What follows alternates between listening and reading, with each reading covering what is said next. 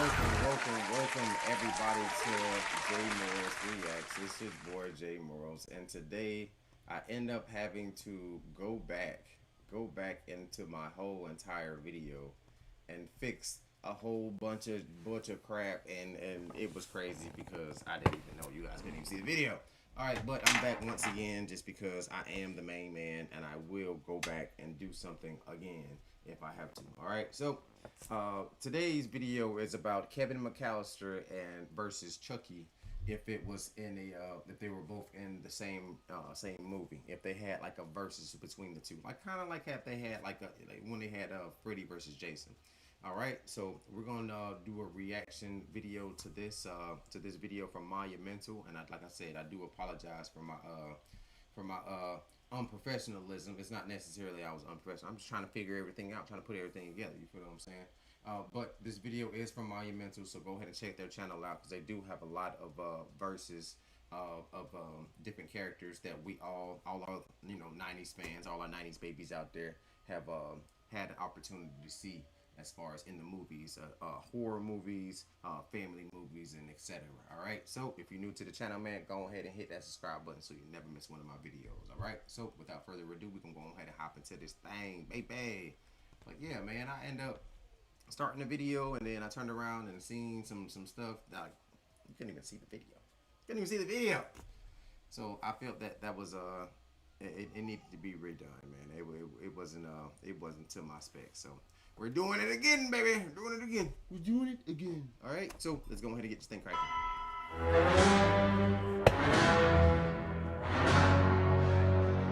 All right. So my boy Kevin. Snowflakes drifted through the dim glow of the neighborhood streetlights, settling softly over the quiet Chicago suburb. But the silence was broken by the uneven crunch of footsteps.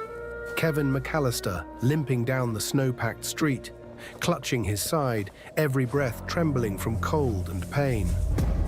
He called out for help, voice cracking in the frozen air. All right, so this episode right here, since we're still in the coming up sector of the video, this competition right here is between Kevin McAllister and Chucky the Evil Doll. All right, so I'll give you a little bit of backstory. Kevin McAllister is from all the Home Alone movies we used to like to enjoy when we were, all children, all the '90s babies. I'm not necessarily saying, because some people discover it, at different points in their life, but that's not the point. The point is, Kevin McAllister is a very smart, innovative little young lad that basically gets he gets his rocks off of kicking people's ass. A little smart little kid. You know what I mean? And it's not necessarily like he likes doing that. He really just wants his family to respect him as just being the youngest. Let him enjoy himself. Let him do his own thing. But if you watch any of the Home Alone movies, you'll notice that's not possible. Kevin has been left at home because his parents just refuse to pay attention to him. And even though he is the most smartest, promising individual in the whole entire family. If you've seen any Home Alone movies, like they got a lot of motherfuckers staying at their house, right? So I'm like, okay, he shows a lot of ambition. He shows a lot of dedication towards being creative. Why do y'all keep looking for ways to diminish that? Looking for ways to lower his self-esteem. You feel what I'm saying? So I always had that. I always felt like me and Kevin, even though he is a white kid. I can see the relative sense of his whole scenario and his how his family treats him, because I'm the youngest too. So if you also the youngest too, go ahead and drop it in the comments and everything.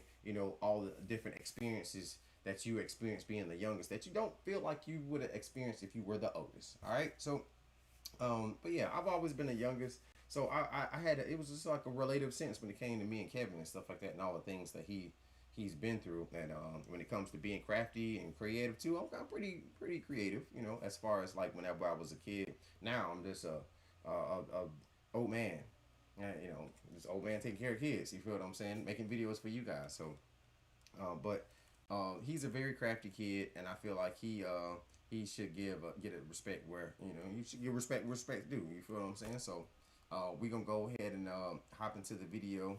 Our next contender is Chucky the Evil Doll, and Chucky he Chucky got all kinds of shit going on. You feel what I'm saying? Chucky is the kid that just could not get right. He's been fucking up and back all the way into his 40s, well into his 40s, and he just don't got nothing solidified. He just angry at the world. You feel what I'm saying? So he go out there, killing people and whooping their ass and setting people up and stuff like that. But he ended up growing attached to this little boy, and at first I thought it was gonna be some positive shit, like he didn't want nothing to happen to the little boy. But then the little boy was like, "No, man, you be killing people, you be doing evil shit." And then he was like, "Oh no, hell no, hell no." And see, he did shit. He did shit that seemed like he was protecting the boy, but he really wanted the boy's soul. He really wanted the boy whole position on this earth. You feel what I'm saying? So he wanted his soul, and he put his soul in there. Get your ass up out of here and go ahead and get up in there so he can start off as a little boy again and hopefully still be the badass Chucky that he is today. All right, so without further ado, man, if you're new to the channel, man, go ahead and hit that subscribe button so you never miss one of my videos, man. We're going to get started, man. Let's get it.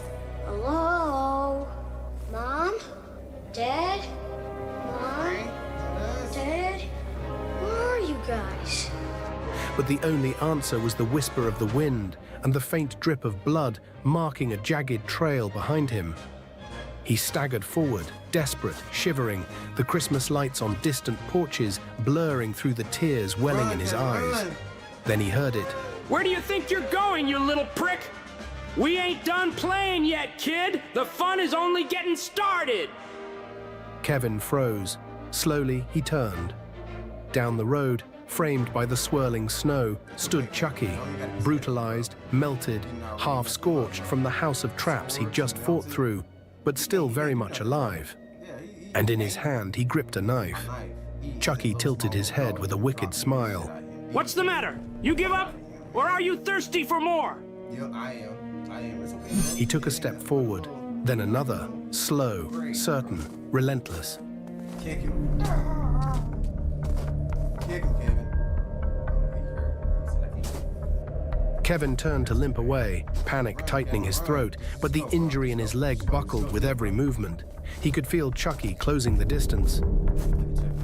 Kevin had put up a valiant fight, but now he found himself out of traps and out of ideas, with nowhere to go and no one to run to. Run, bro. And as the vicious serial killer doll closed in, all seemed lost. But before we get to that final desperate showdown and see how it ends, let's first break down exactly what we are dealing with. In this video, we're going to take a deep look at both Kevin McAllister and Chucky, who they are, what they can do, and how their strengths and weaknesses stack up against each other. We'll examine Kevin's creativity, planning skills, and uncanny ability to turn an ordinary house into a battlefield. And we'll weigh that against Chucky's brutal intelligence, supernatural durability, and unrelenting thirst for violence. Then, once we understand both sides, we'll walk through a full hypothetical fight scenario. I'm up here, you moron! Trap by trap, hit by hit, to determine who would most likely be left standing when the snow finally settles.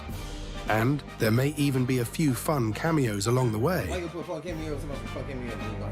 So when Kevin, the genius trap setter and strategist, faces off against Chucky, the sadistic killer doll, who would win? Make sure to stick around until the end of this video to find out who comes out on top. We post regular videos like this one, pitting iconic movie characters against each other to determine who would win. Make sure to subscribe so you don't miss any of our epic showdowns. And drop a suggestion in the comments for what characters you would like to see face off next. Your suggestion could be used in our next video. On one side is Chucky, a 2.5-foot tall good guy doll possessed by the soul of Charles Lee Ray. Yeah, he's supposed to be a good guy dog. This nigga is bad as hell. Whoever the fuck called this nigga a Chucky good guy doll or a good guy doll, that nigga need to be slapped in his face, man. Your dolls, I'm gonna sue him. Because your dolls are easily to be possessed. That's gonna be my whole pretense in my case. Hey man, you just possess this shit. You just put souls in it and just start running around here, starting people with knives and shit like that. Unliving people and shit. No, man. No, hell no. I'm suing. This is a defective. This is a limo. A brutal serial killer who turned to voodoo to escape death. Standing at around 29 inches and weighing just under 15 pounds. Look, come on, man. Come on, your height, 2.6 inches, man. I'd kick the shit out your little motherfucker. I wish you would try to stab me in my damn foot. You can stab me in my foot, I'm just gonna kick you with the other goddamn foot. And if you get that foot too, I'm just gonna choke the shit out of you. Y'all seen it in the movies now. Chucky get his ass thrown around like a straight piece of crap all the time. You feel me? I just keep doing it until you just tired of it. Stop goddamn throwing me. I'm sorry, Chucky. Shoot, hey man, if I'm throwing you, you're not killing nobody else. So I mean, hey man, I'm just gonna have to do what I gotta do. Chucky's small frame hides a vicious strength, surprising durability, and an unnerving level of intelligence. And he bite too. He like a damn zoo animal. He will bite you. He will bite you right in your neck. And he will jump on you, bro. Chucky is an evil Knievel ass dog for real. I'm telling you, bro will just like shoot himself out of cannon with a knife and like and just he don't give a damn, man. He is a kamikaze killer, man. He don't give no fucks about you, him, them, she, he, we, us. None of that. He gives no fucks. No fucks. Feel me? He's fast, hard to spot, and nearly impossible for most adults to take seriously until it's too late. Yeah, exactly. You be like, oh, look at this little dog with this little knife, man. This is the best tool I ever seen from my topping. And then next thing you know, he fucking unaliving you, and then shit get tragic. They ain't go and freaking desecrate your body and pee on you and shit with his little, little dog pee-pee and shit. So man's evil, man. Man's evil as fuck. He stabbed, strangled, and bludgeoned victims far bigger than himself, and he keeps coming even after being burned, shot, or dismembered. His greatest weapons aren't just his knives and tools. It's his cunning, his willingness to kill. It don't be Chucky be just magically putting himself together. It be people putting him back together. Come on, man. These people back in the 90s, man, them niggas was crazy, man. They didn't want to do shit but make money. They had wear fucking dress suits with big broad shoulders and drive ugly ass cars. That's all they wanted to do back in the damn 90s, man. So shit, they turn around and made a goddamn evil dog, man. I ain't damn surprised. Without hesitation, and the fact that he has no problem using his small size to vanish into shadows, vents, or toy piles before striking again. On the other side is Kevin McAllister, the kid who turned household appliances into weapons and slapstick into survival. Around 11 years old in this scenario, Kevin stands roughly 4.5 feet tall and weighs somewhere in the 70 to 80 pound range. He's not supernatural. Do you see that difference, man? He is like a fraction of Kevin. Kevin can just be like, what the? And just smack the hell out of his ass. And he just gonna take that shit. You feel me? He should go and do that same trick that he did back in Home Alone 2 whenever he went back to his uncle's house that was getting renovated and he had all those traps set up. Oh my God, man. Chucky wouldn't stand a damn chance with these hands, man. He's not a trained fighter. But what he has is something just as deadly in the right circumstances. Raw creativity, fearless improvisation, and a tactical mind that thinks in blueprints and pressure points. Kevin has shown he can rig complex traps with limited time and resources, anticipate enemy movements, and adapt mid-fight when plans go wrong. He's resilient, resourceful, and wired with a blend of childish mischief and battlefield-level strategic instinct. Where Chucky has cruel intent, Kevin has ingenuity and preparation.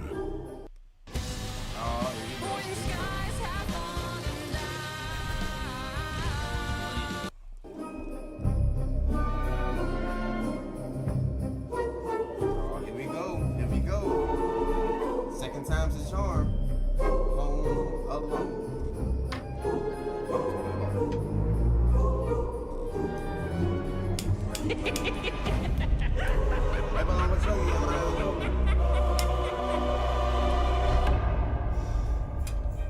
Snow fell gently outside the McAllister house, the twinkling Christmas lights flickering against the windows as the family scrambled around in their usual holiday chaos.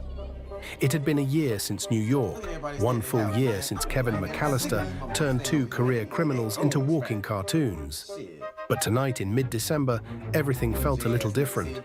The house was frantic, scattered with luggage, winter coats, and the frantic voices of relatives preparing for an impromptu 2-day trip.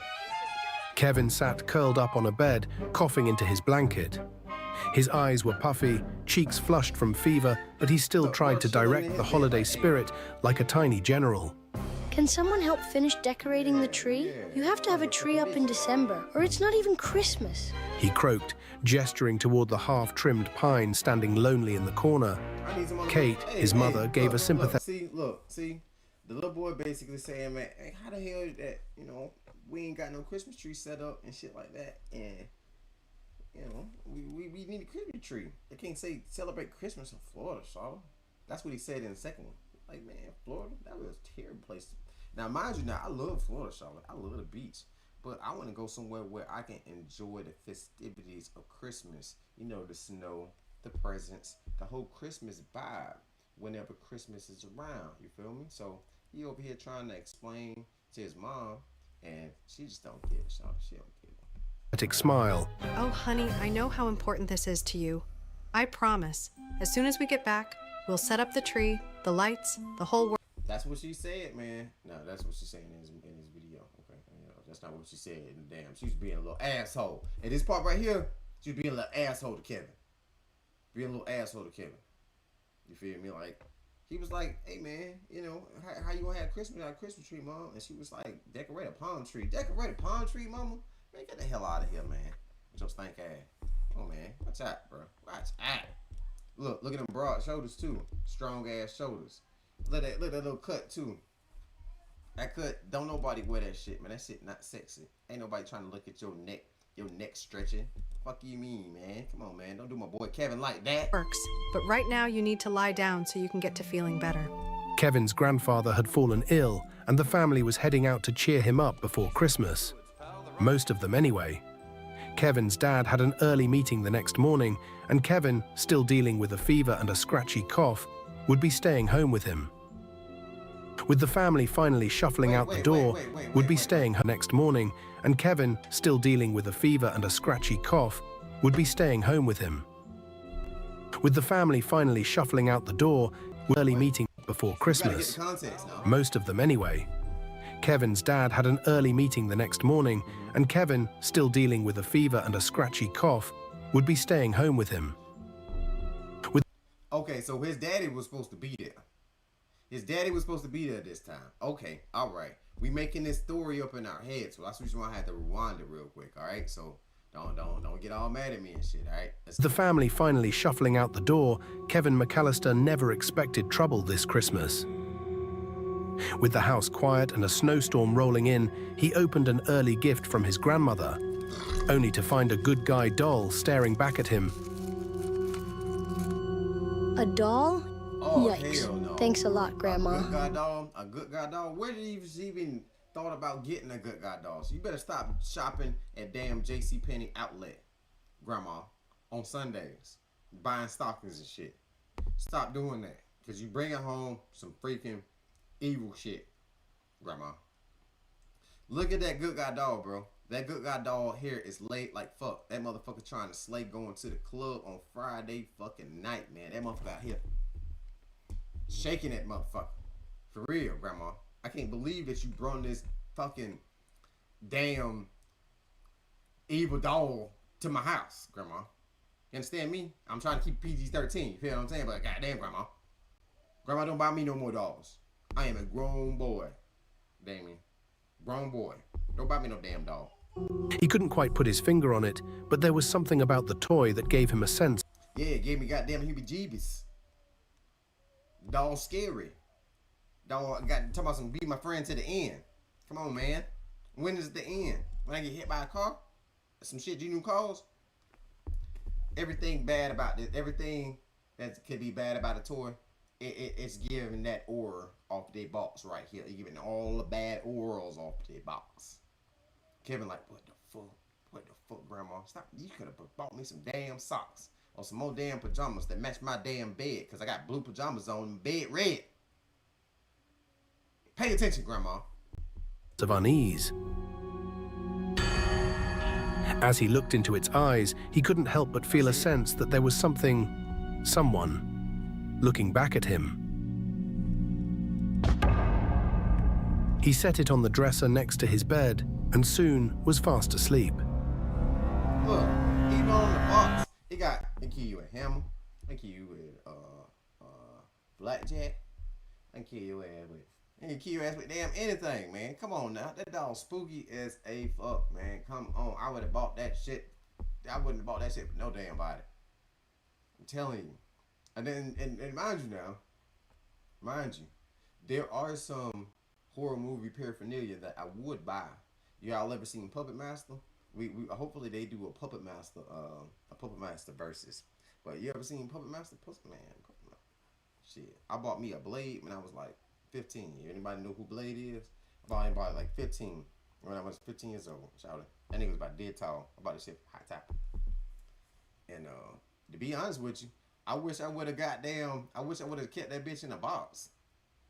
What I end up doing is my cousin, shout out to my cousin Anthony. He used to come to my goddamn in my room all the time at my grandma's house and shit. So I used to goddamn tie the bitch on a doorknob like an actual puppet. And whenever he used to come around that damn corner and shit like that, and he try to run in my room while I'm over there playing Dreamcast, he would not walk past that goddamn dog, boy. He would swear to God that dog gonna goddamn move on his ass, boy. The way I had it set up, anyone was like, with a knife. Yeah, I was like, man, stay away from my room, man. Can you come in there and want to knock shit over? You want to goddamn push the eject button on my Dreamcast? He want to do all types of shit. So I had to set that shit up, feel me?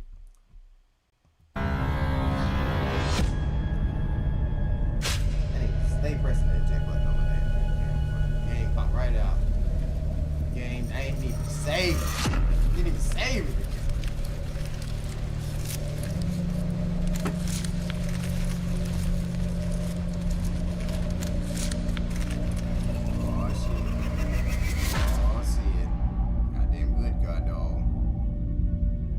By morning, his dad was already at work, and Kevin woke to something unsettling. The doll was no longer on the dresser. It was lying on the floor beside his bed, as if it had moved on its own. Little things around the room felt off, until the doll suddenly spoke to him in a sharp, snarling whisper. Hi, I'm Chucky, and I'm your friend till the end. Wanna play? Hell no. Hell no. Hey kid, don't just sit. Ain't no damn way. Come on, Kevin. Ain't no damn way you gonna look at that damn box and open up that box. You better not open up that box, boy. They're like an idiot. Let me out of this box. Kevin froze, stricken with fear as the doll continued to talk. Not pre-recorded phrases, not batteries, real words, threatening words, demanding to be let out of the box, promising what it would do if he didn't. Kevin felt his stomach twist. Something was deeply, dangerously wrong here. Panicked, Kevin shoved the doll into a cardboard box, taped it shut as tightly as he could, and ran several blocks through the snow to dump it in a dumpster. Oh, Kevin said, oh no, I'm not playing with this shit.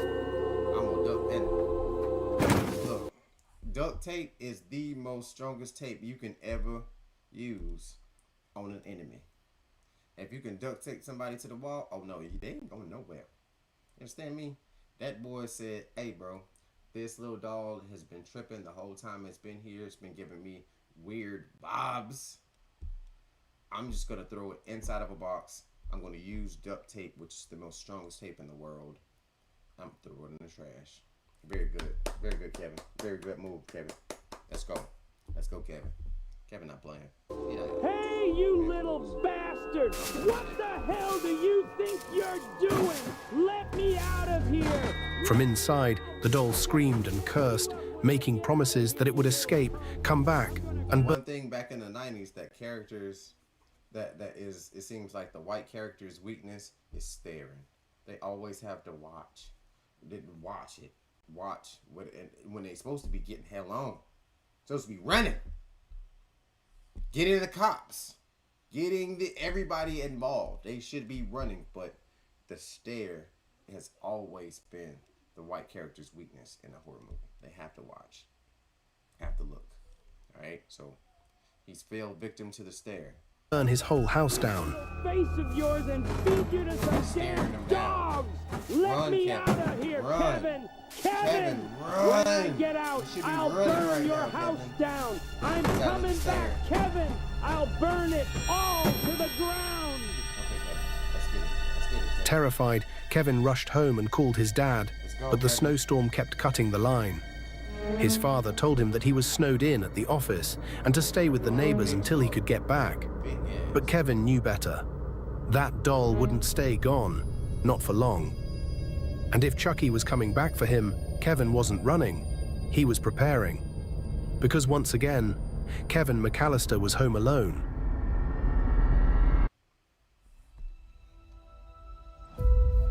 Okay, all right. EVE Online is a All vault. right, bye-bye. Oh, Before we continue this snowy horror story, we need to understand exactly what makes this matchup so interesting.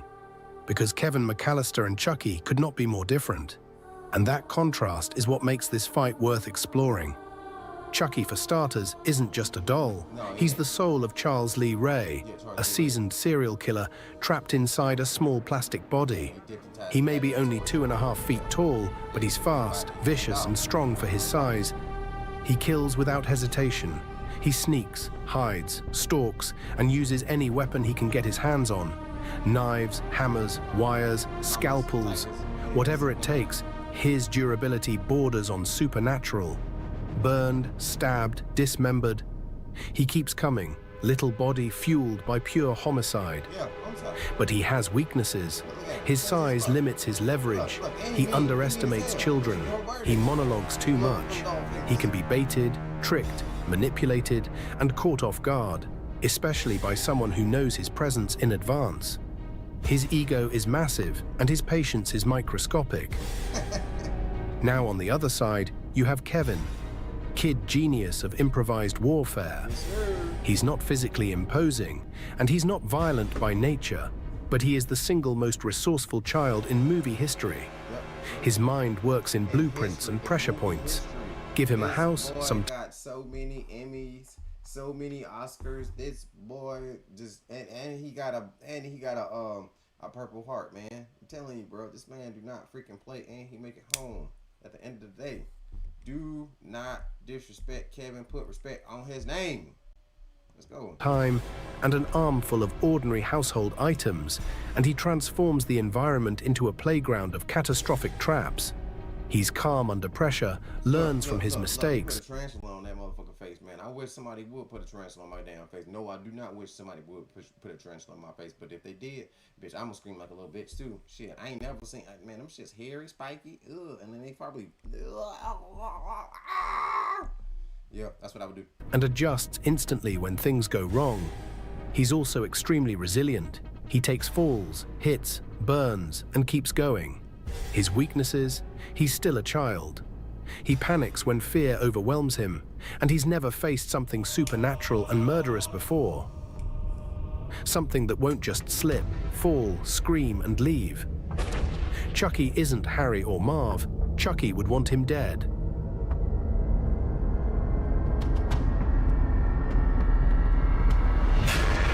Keep the change, you filthy animal.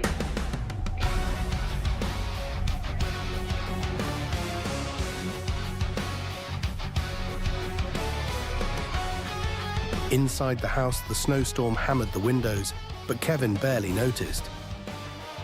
He was already in motion, slipping into trap-building mode like it was second nature. With his father unable to come home for who knows how long, Kevin knew it was up to him to once again defend his house from that thing that was on its way to destroy it. Hey, have you ever stepped on a Lego, bro? Have you ever in your life stepped on a Lego, bro? That will send you all the way back to whenever you was a kid and you hit your leg for the very first time. You got that gash where you see the white and then you see the pink. It's like, ah! I'm telling you, bro. Stepping on Lego feels it's kind of like that, but it's not as devastating as it is to your body as it is whenever you bump your leg or something like that. But man, it feel like it. It do feel like I stepped on a fucking Lego a couple of damn days, and man, I thought I was dying. I was like, oh, my foot fell down to the ground and everything. I was okay. Wasn't even bleeding. Didn't even have a scratch. But man, you watch out for them Legos, man. They are Devastating. First trap he set was the front They just feel like it. door. Kevin dragged an old car battery from the garage and clipped the jumper cables onto the terminals, the metal sparking lightly as they locked into place. He carried the cables into the entryway and wrapped the ends firmly around the brass doorknob, winding them until they held solid against the metal. Anyone grabbing that handle would get a jolt strong enough to stop them in their tracks. This wasn't a prank. It was his first strike, the opening move in a war he hadn't asked for but was ready to fight. He stretched a tripwire low across the hallway, hung a paint can at the top of the stairs, and scattered marbles across the kitchen tiles. In the living room, he propped ornaments on loose shelves and rigged a space heater behind the back door. Every room became its own little battlefield.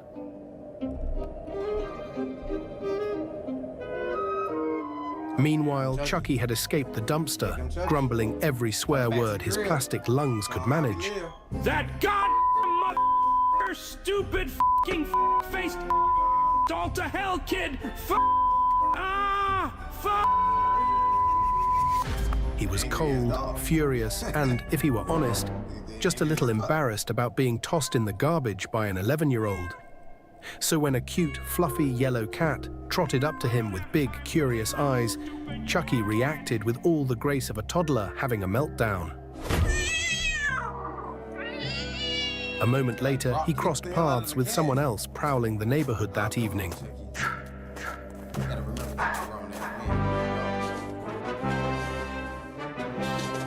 Casually carrying a blood-stained machete like he was out for a midnight stroll at Camp Crystal Lake. What the hell are you doing here? You after some little brat punk kid too? The hockey mask donning figure said nothing as he continued walking forward. Okay, keep your secrets then, but if yours is half as annoying as mine, then I hope you really rip their guts out. The two locked eyes for a split second, silently acknowledging each other like exhausted co-workers sharing the same terrible shift, then moved on toward whatever chaos they were heading to unleash. Needless to say, it was a busy night for slashers in suburban Chicago this evening.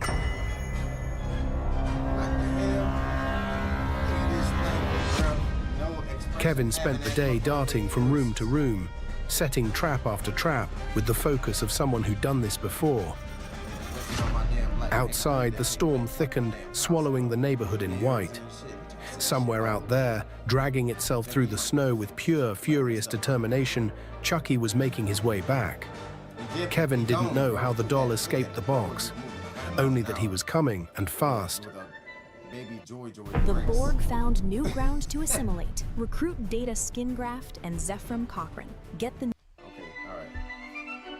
Kevin tied off the final knot on the last trap, breathing hard. For a moment, the house went still. Then, outside the window, he saw it. Hey, kid, I know you're in there. Come on, Kevin, open the door. The silhouetted frame of Chucky moving outside the house, looking for a way in. Let's talk this out like pals. Listen, just let me in for 2 seconds. I left my keys. Yeah, I left my car keys in there. Just let me come in and grab them and I'll be out of your hair. Come on in, you horse's ass. I left the front door unlocked for you. Kevin yelled back as Chucky began making his way toward the front door, muttering threats into the winter air. I'm going to tear his throat out and flush it down the toilet. That stupid little piece of licking, garbage-eating, face munching bastard kid. I'll kick in his face and in his mouth. That annoying little piece of He began making his way up the steps, only to slip immediately on the thick layer of ice Kevin had laid down. Growling, he climbed back up, this time moving more slowly and carefully. Inch by inch, he made it to the door and then reached out to grab the handle.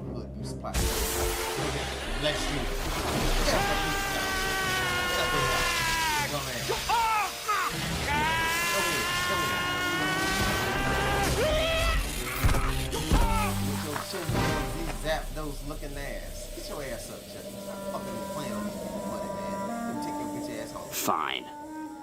Front doors are for wimps anyways. Furious and smoldering, Chucky scrambled to his feet, dusted himself off, and once again treated the surrounding neighborhood to his uniquely imaginative usage of the English language. Fuck! Shit! Ah! That frickin' rat-haired, scrawny little puke-stained piss ant! I'll kick his face into a cream of wheat-filled bag and stuff his mouth with a dirty moldy sock. He stormed around the house, remembering the tiny doggy door he thought he'd seen in the back. This is it. Don't get scared now. He stuck his head through the door and looked up. And on the other side was Kevin McAllister. Hello.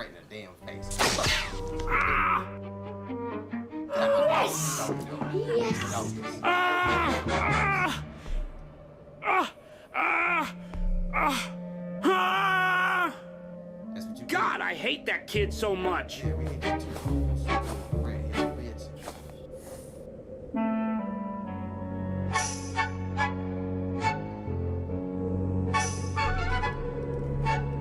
the hell you doing?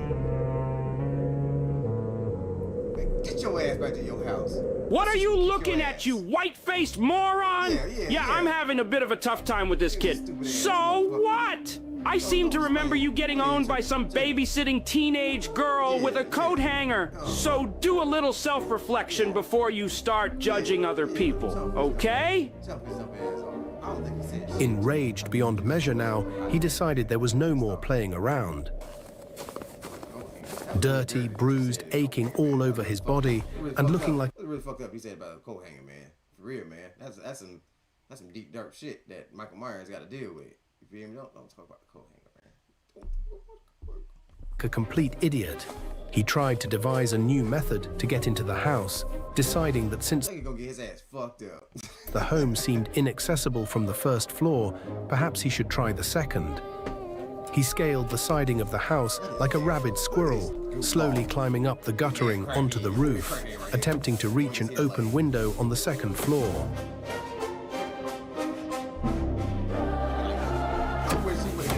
I wish his dad would have came out and been like, get your ass off my house. A brief bit of ass, man. Oh, bitch. Oh. Nigga like Spider-Man.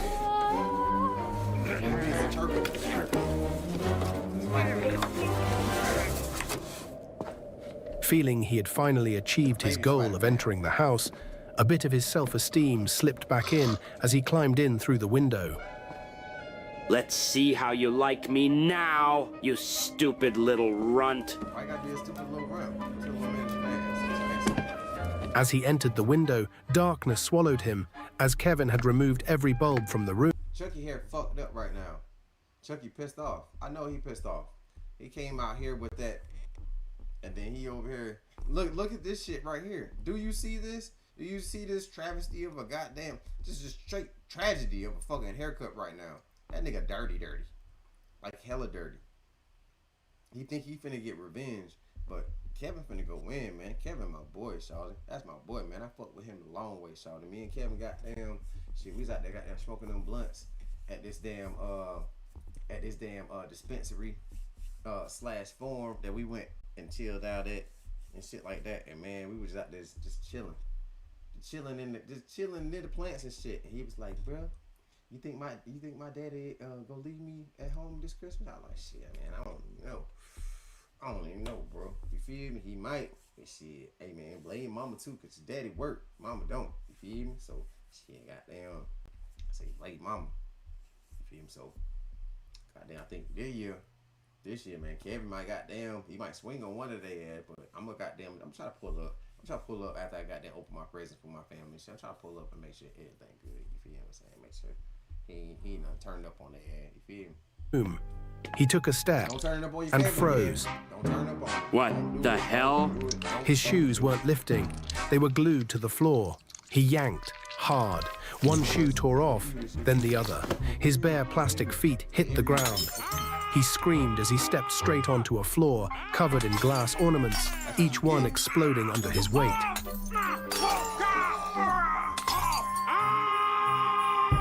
From there, he plunged into Kevin's house of horrors, trap after trap after trap.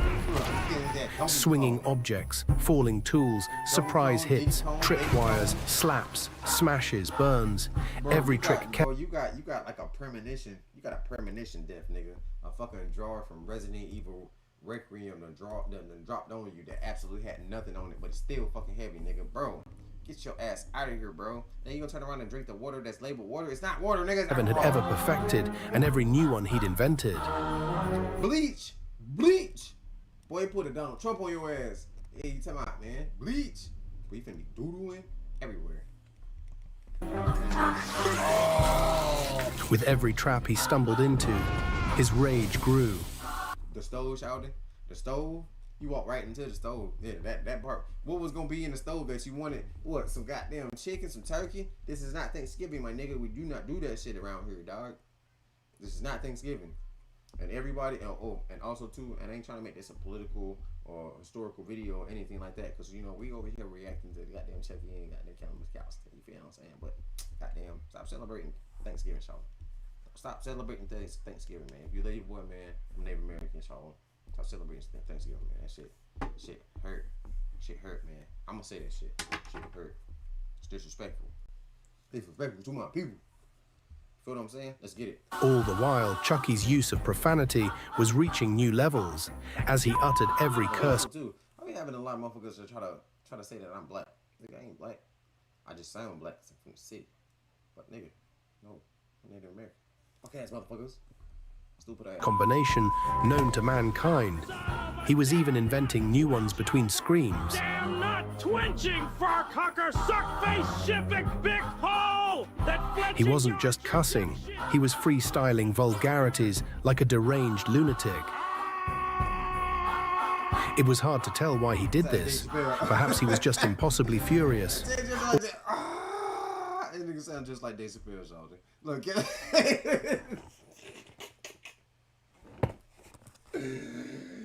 like, nigga, I don't give a fuck, bro. That shit made me feel good, man. I'm over here, goddamn, just straight destroying your stupid ass, man. You came into the Monroe house, goddamn. This is a McAllister house. We don't fuck around with strangers. We don't talk to strangers. Stranger danger, stranger danger. Fuck you mean? Kevin's fucking his ass. Or perhaps the repeated blunt force trauma to his head had finally knocked a few bolts loose. But despite everything, he kept coming.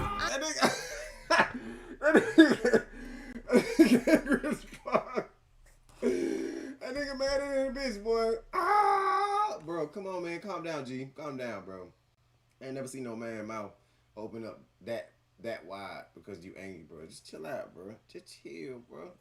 Tell him, man. Just a kid, man. He only 4'6", man. That's just a kid, y'all. You 2'4", but it don't matter though, man. He's just a kid, bro. You're a grown man in a damn dog body, man. Come on now, bro. Do it for the kids. Trick love the kids. Trick love the kids. Jay wants he love the kids. Man, do it for the kids, man. Don't fuck them up, man. Don't do them to them. I'm up here, you moron. Moron, she was getting shotgun and shit.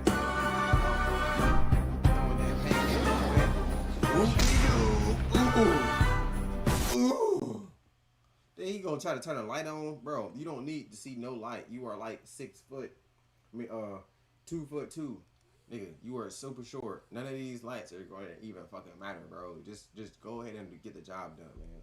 That's why Chucky gonna lose.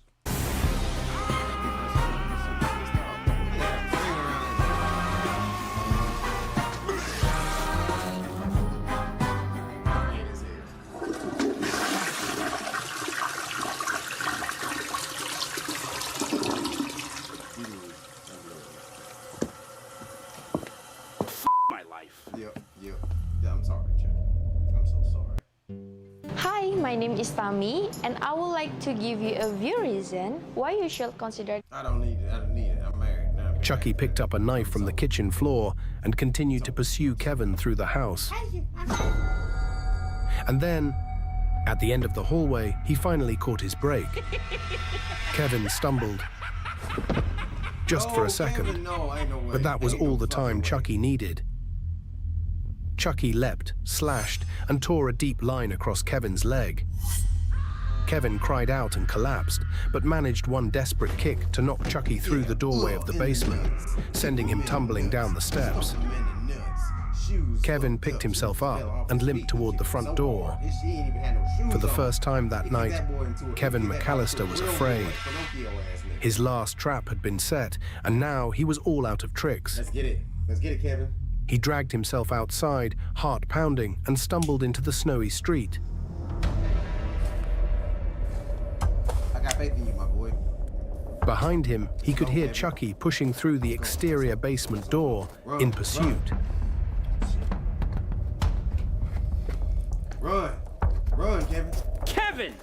Come on back, Kevin. We've been having such a good time together. Don't run away when things are just starting to get fun. Kevin, out of ideas and out of time, slowly made his way down the road, a trail of blood from his wound following him. He could hear the doll behind him, getting closer. Now that would have been a very interesting concept to the Chucky series. He was turning, as long as he stayed into the doll, he never knew that he knew that he would be the doll, not necessarily forever, but he didn't know that if he just stayed in the body long enough, he would actually turn to a real boy, Pinocchio. And can lie and shit all he fucking want to, and he has to keep chopping his fucking nose off. That's the only downside. He got to keep chopping his nose off when he lies to people, and he lies all the time because he's a serial killer. Telling you, man, they could have made that shit fire. Sir. Where are you going, Kevin? Don't you want to play anymore? He tried to run, but his leg gave out, sending him crashing to the ground. No! No! Come on, Kevin. Come on, Kevin. You're not so tough when you're outside of your house. Chucky approached with his knife in hand, his voice dripping with sadistic delight. A jolt of sheer panic surged through Kevin, rooting him to the spot instead of sending him running. He knew that with his injury, escape wasn't an option anyway. This is the end of the road for you. You annoying little blonde-haired twit. I could have made it quick. But after that little house of horrors, oh no. I'm going to take this nice and slow. Chucky gripped his knife, preparing to strike. Kevin shut his eyes and waited for the blade.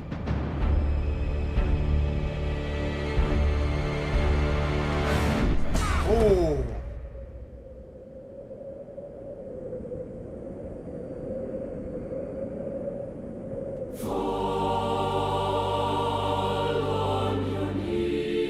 Let's go!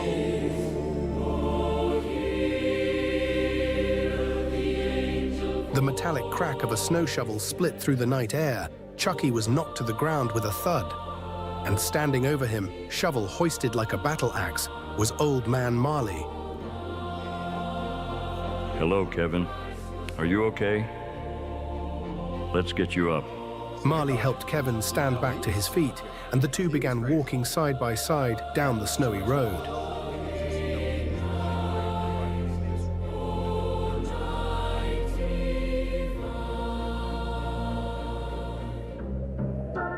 Chucky lay silently on the ground, his little doll body a mangled mess, looking as pathetic as ever.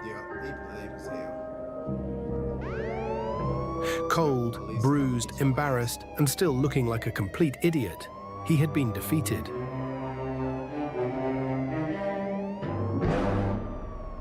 The police had already arrived, alerted by concerned neighbors who heard the commotion outside.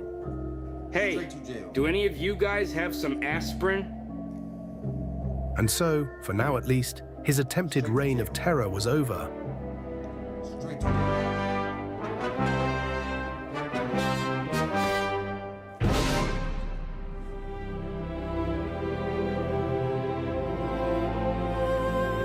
Marley and Kevin stood side by side, watching as the police took Chucky into custody.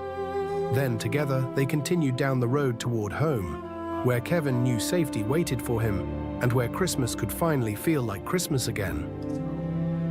So if Kevin McAllister faced Chucky, who would win? Although Kevin would absolutely outsmart Chucky in the early stages, turning his home into a labyrinth of traps that would leave even a murderous doll battered and humiliated, Kevin almost always finds himself in peril by the end. His ingenuity buys him time, but when the chaos settles... I'm going to pause it right now because I'm going to want y'all to understand that Kevin McAllister is like a Dark Souls character. You understand me? That nigga got friends that can control birds, that can knock your ass out with a motherfucking shovel because he's super strong. The dude that come with the big, humongous freaking weapon and just come demolish you, that's Kevin people. The boss fight, they got you that's riding the dragon and shit like that, and over there like stabbing the shit out of you and shit like that. That's Kevin people. The person that helped everybody out and got so much money, got so many arms and shit like that. That motherfucker can cut his own arm off and then shove his arm in the fucking dragon's head and fucking start goddamn spewing fire. That's Kevin people. You understand me? These all Kevin people. They give and always give, and they gonna end up fucking you up, man. I'm telling you. So if it wasn't him, it would have been the bird lady. Bird lady would have been like, they would have picked the shit out of you. They would have ate the fucking shit out of you, man. For real, man. Because pigeons love plastic. They will eat the shit out of you, Chucky. You understand me? So we're gonna go ahead and finish this video. So in the conclusion, it seems like Kevin McAllister has outsmarted Chucky and whooped his ass because he is a very, very, very, very, very, very likable character. He is a very likable character. You feel what I'm saying? And the dude across the street, you feel what I'm saying? You probably seen him for years, grow up, and they be standing in front of his house and saying all types of stuff. But you know, he had his own situations going on, and he just wanted to make it up to him. So he seen that he was in a little situation, end up mollywhopping Chucky in the fucking head. You feel me? Kevin is usually cornered, exhausted, and out of tricks. Chucky is relentless and likely would last through much of Kevin's assaults and ultimately find a way to gain an advantage. However, perhaps that's where Kevin's true strength shows up. Kevin's greatest ability isn't just his creativity or tactical brilliance, it's his heart. He has an uncanny gift for showing kindness to the lonely, the misunderstood, and the people everyone else ignores. So, do you bring your friends up here? I haven't got many friends. And in return, those unlikely friendships become his saving grace at the exact moment he needs them most. It's not luck, it's who he is. So in the end, I give the ultimate victory on this one to Kevin for his unwavering courage, clever resilience, and the compassion that turns strangers into allies when it matters most. So although Chucky would give Kevin a run for his money and might even gain the advantage over him in a moment of weakness, in the end, that foul-mouthed little idiot doll would find himself utterly outmatched, not just by Kevin's wit and ingenuity, but by his heart. And maybe, just maybe, by a little Christmas magic too.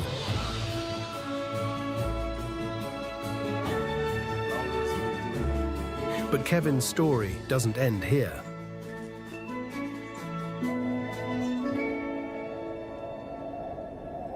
Hours after Chucky was taken into custody, Kevin was back inside. He cleaned what he could of the chaos, exhausted and shaken from the bizarre experience, but alive.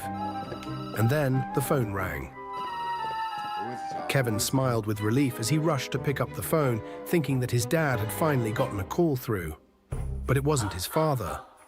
Rather, it was a low, oily voice that spoke through the other end. A voice that Kevin did not recognize, one he had never heard before.